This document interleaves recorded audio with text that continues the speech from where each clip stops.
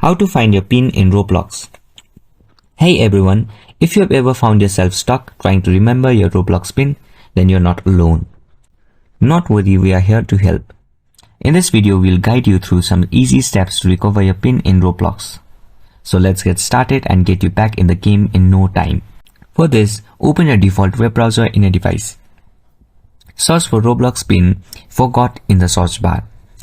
Then tap on the I forgot the pin link from the list of results. You'll be taken to the new web page of the pin that you've forgotten link.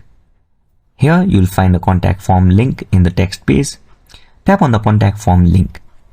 New web page will be introduced to you. As you can see there are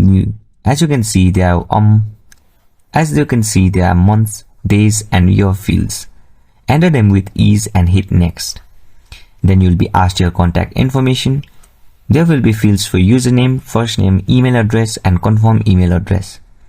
Then there will be issue section near it.